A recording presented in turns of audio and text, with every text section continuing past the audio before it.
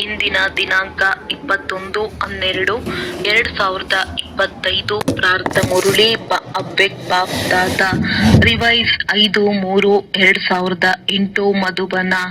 ಸಂಗಮಯುಗದ ಬ್ಯಾಂಕ್ನಲ್ಲಿ ಶಾಂತಿಯ ಶಕ್ತಿ ಹಾಗೂ ಶ್ರೇಷ್ಠ ಕರ್ಮ ಜಮಾ ಮಾಡಿರಿ. ಶ್ರೀಮತದಿಂದ ಶಿವ ಮಂತ್ರದಿಂದ ನನ್ನತನವನ್ನು ಪರಿವರ್ತನೆ ಮಾಡಿರಿ. ಇಂದು ಬಾಪ್ ದಾದಾ 4 ಕಡೆಯ ಮಕ್ಕಳ ಸ್ನೇಹವನ್ನು ನೋಡುತ್ತಿದ್ದಾರೆ.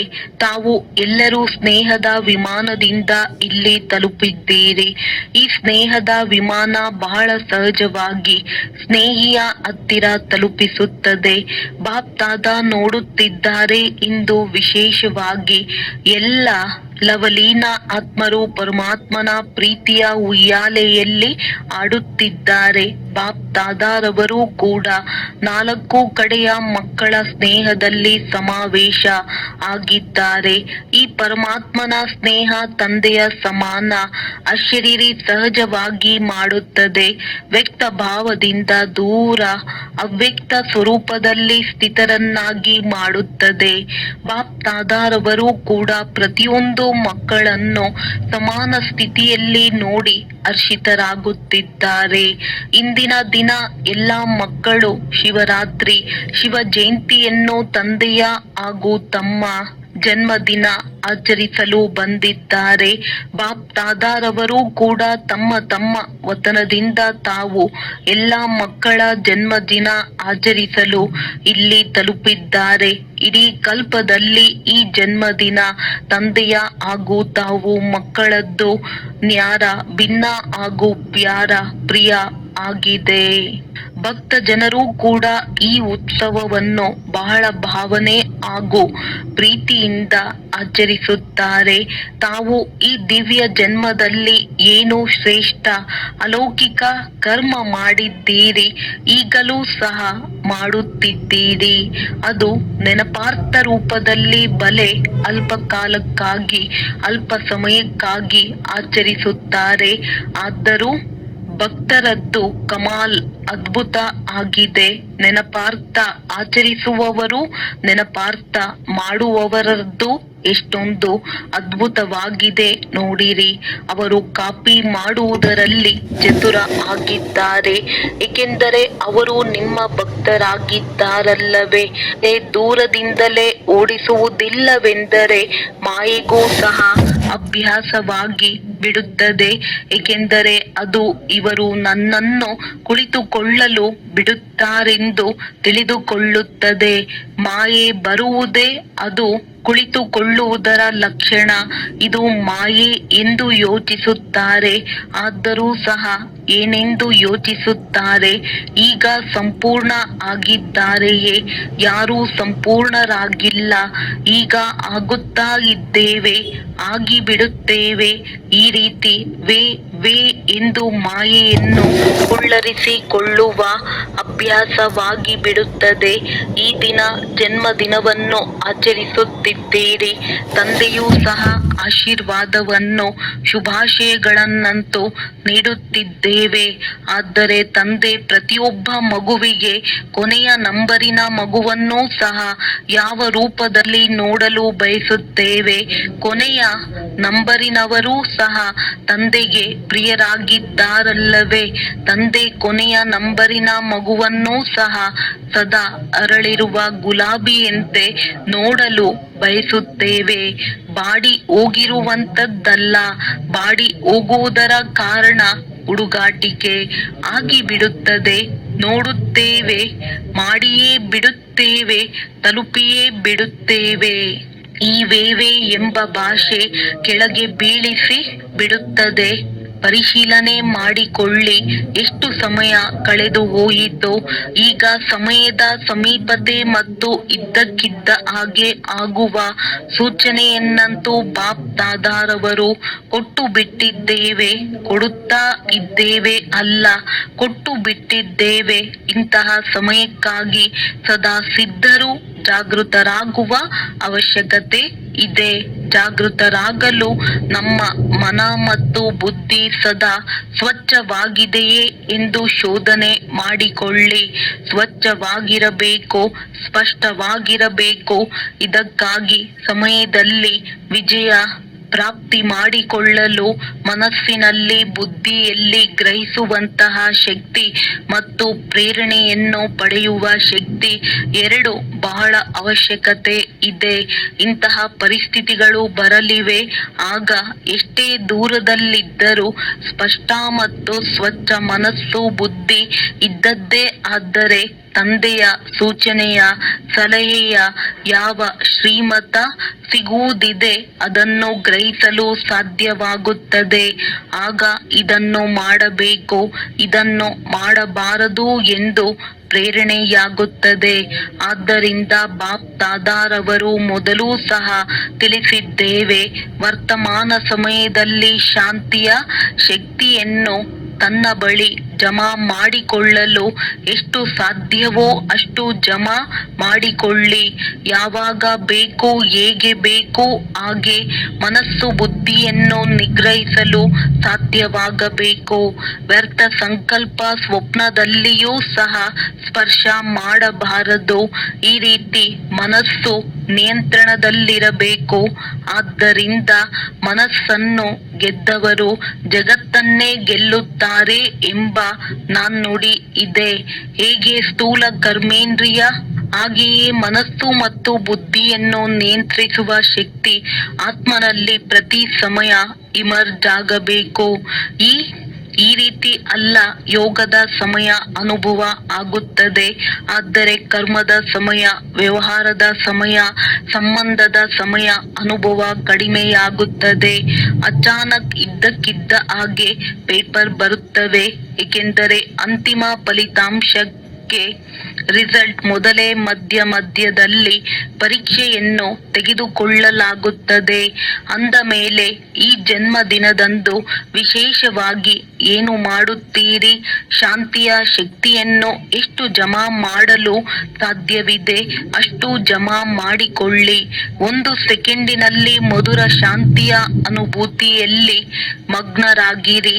ಏಕೆಂದರೆ ಸೈನ್ಸ್ ವಿಜ್ಞಾನ ಹಾಗೂ ಸೈಲೆನ್ಸ್ ಶಾಂತಿ ವಿಜ್ಞಾನವು ಅತಿಯಲ್ಲಿ ಹೋಗುತ್ತಿದೆ.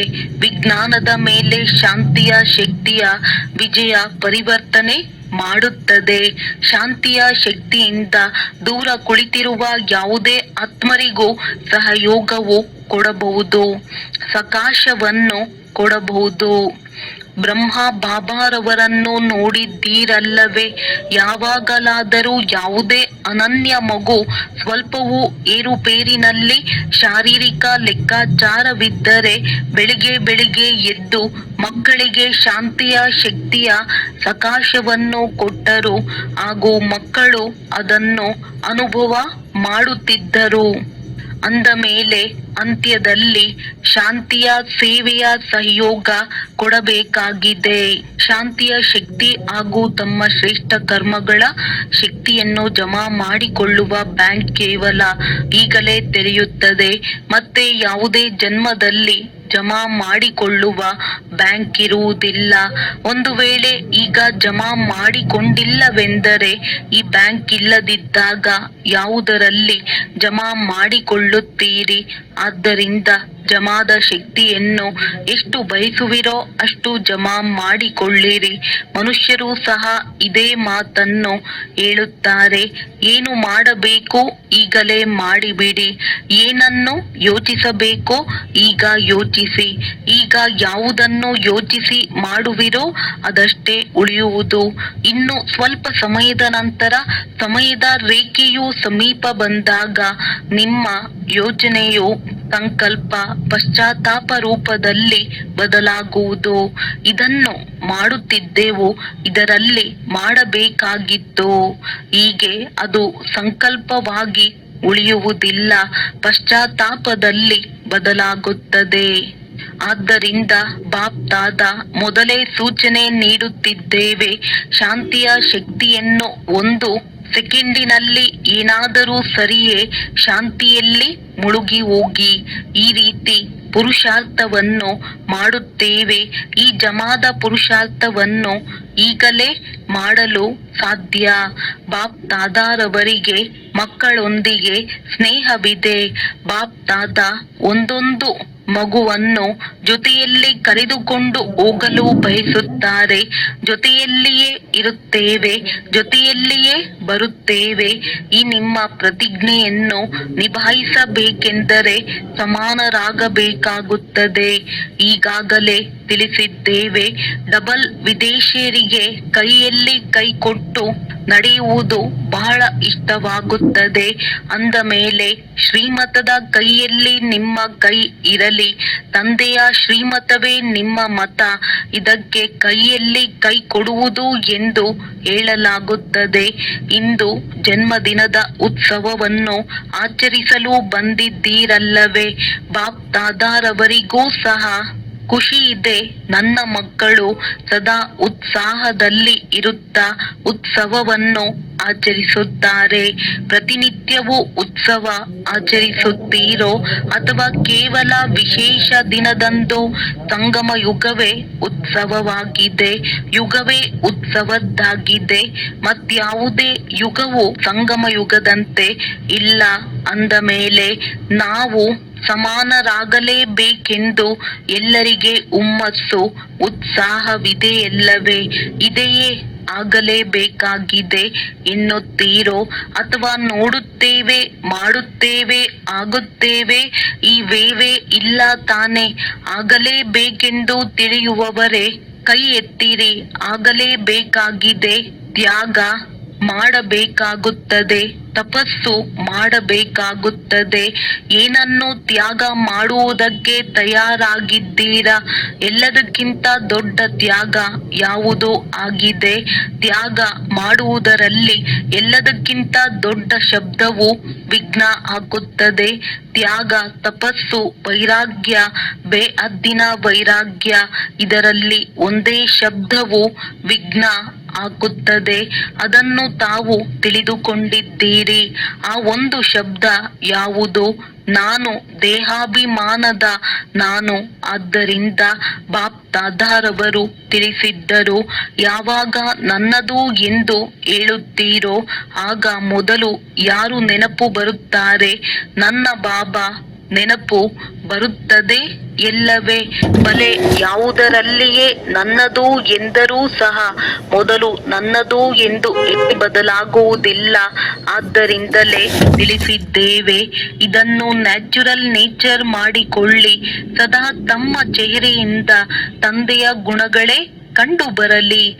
ಚಲನೆಯಿಂದ ತಂದೆಯ ಶ್ರೀಮತ ಕಾಣಿಸಲಿ. ಸದಾ ಮುಗುಳ್ನಗುತ್ತಿರುವ ಚೆಹರೆ ಇರಲಿ. ಸದಾ ಸಂತುಷ್ಟವಾಗಿರುವ ಹಾಗೂ ಸಂತುಷ್ಟಪಡಿಸುವ ನಡವಳಿಕೆ ಇರಲಿ. ಪ್ರತಿಯೊಂದು ಕರ್ಮದಲ್ಲಿ ಕರ್ಮ ಹಾಗೂ ಯೋಗದ ಸಮತೋಲನೆ ಇರಲಿ. ಕೆಲವು ಮಕ್ಕಳು ಬಾಪ್ ದಾದಾರವರಿಗೆ ಬಹಳ ಒಳ್ಳೊಳ್ಳೆಯ ಮಾತುಗಳನ್ನು ತಿಳಿಸುತ್ತಾರೆ. ಅದೇನೆಂದು ಹೇಳಬೇಕೆ? ಬಾಬಾ, ನನ್ನ ಸ್ವಭಾವವೇ ಹೀಗಿದೆ, ಮತ್ತೇನು ಇಲ್ಲ. ನೀವು ಅರ್ಥ ಮಾಡಿಕೊಳ್ಳಿ, ನನ್ನ ಸ್ವಭಾವವೇ ಹೀಗಿದೆ ಎಂದು ಹೇಳುತ್ತಾರೆ. ಇದಕ್ಕೆ ಬಾಪ್ ದಾದಾ ಏನು ಹೇಳುವುದು? ನನ್ನ ಮಾತೇ ಹೀಗಿದೆ. ನಾನು ಕ್ರೋಧ ಮಾಡಲಿಲ್ಲ. ನಾನು ಮಾತನಾಡುವುದೇ ಸ್ವಲ್ಪ ಜೋರಾಗಿ ಇರುತ್ತದೆ. ಕೇವಲ ಸ್ವಲ್ಪ ಜೋರಾಗಿ ಮಾತನಾಡಿದ್ದೆ ಅಷ್ಟೇ. ನಾನೇನು ಕ್ರೋಧ ಮಾಡಲಿಲ್ಲ ಎಂದು ಹೇಳುತ್ತಾರೆ. ನೋಡಿ, ಎಷ್ಟು ಮಧುರಾತಿ ಮಧುರ ಮಾತುಗಳನ್ನು ಹೇಳುತ್ತೀರಿ. ಇದಕ್ಕೆ ಬಾಪ್ ದಾದಾ ಹೇಳುವುದೇನೆಂದರೆ, ಯಾವುದನ್ನು ತಾವು ನನ್ನ ಸ್ವಭಾವ ಎಂದು ಹೇಳುತ್ತೀರೋ ಈ ರೀತಿ ನನ್ನದು ಎಂದು ಹೇಳುವುದೇ ತಪ್ಪಾಗಿದೆ. ಇದು ರಾವಣನ ಗುಣವಾಗಿದೆ. ಅದನ್ನು ನನ್ನದು ಎಂದು ಹೇಳುತ್ತೀರಿ. ನಿಮ್ಮ ಸ್ವಭಾವವು ಅನಾದಿ ಕಾಲ, ಆದಿಕಾಲ ಮತ್ತು ಪೂಜ್ಯ ಕಾಲ. ಇದು ನಿಜ ಸ್ವಭಾವವಾಗಿದೆ. ರಾವಣನ ವಸ್ತುವನ್ನು ನನ್ನದು ನನ್ನದು ಎಂದು ಹೇಳುತ್ತೀರಿ. ಆದ್ದರಿಂದ ಅದು ಹೋಗುವುದಿಲ್ಲ. ಪರರ ವಸ್ತುವನ್ನು ತನ್ನದನ್ನಾಗಿ ಇಟ್ಟುಕೊಂಡಿದ್ದೀರಲ್ಲವೇ? ಯಾರಾದರೂ ಪರರ ವಸ್ತುವನ್ನು ತನ್ನ ಬಳಿ ಬಚ್ಚಿಟ್ಟುಕೊಂಡರೆ ಅದು ಚೆನ್ನಾಗಿರುತ್ತದೆಯೇ? ಹಾಗೆಯೇ ರಾವಣನ ಗುಣವು ಪರಗುಣವಾಗಿದೆ.